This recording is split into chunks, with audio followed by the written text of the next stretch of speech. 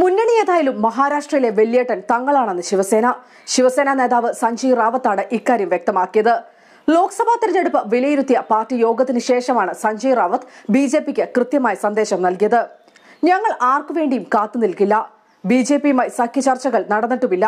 പക്ഷെ ഒരു കാര്യം വ്യക്തമാക്കാം, മഹാരാഷ്ട്രയിലെ വെല്ലേട്ടൻ ഞങ്ങൾ തന്നെയാണ്, സഞ്ജയ് റാവത്ത് വ്യക്തമാക്കി. തെരഞ്ഞെടുപ്പ് പടിവാതിൽക്കൽ നിൽക്കെ ബിജെപി ശിവസേന സഖ്യം ഇപ്പോഴും ഉരുത്തിരിഞ്ഞിട്ടില്ല. സഖ്യം അവസാനിപ്പിക്കുന്നതിന്റെ സൂചനകളാണ് ശിവസേന നൽകുന്നതെങ്കിലും സഖ്യം നിലനിർത്താനാണ് ബിജെപി ആഗ്രഹിക്കുന്നത്. ശിവസേന നേതാക്കൾ ബിജെപിയെ പ്രധാനമന്ത്രി നരേന്ദ്രമോദിയും ആവർത്തിച്ച് രൂക്ഷമായി വിമർശിച്ചിട്ടും ബിജെപി പ്രതികരിക്കാത്തത് ഇതുകൊണ്ടാണ്. 2014 ബിജെപി ശിവസേന സഖ്യമാണ് കോൺഗ്രസ് NCP സഖ്യത്തെ നേരിട്ടത്. ആകെയുള്ള 48 സീറ്റിൽ 41 NDA സഖ്യത്തിനായിരുന്നു. ബിജെപി 23 ശിവസേന 18 സീറ്റിലാണ് ജയിച്ചത്. കോൺഗ്രസ് 2 സീറ്റും NCP 4 സീറ്റുമാണ് നേടിയത്.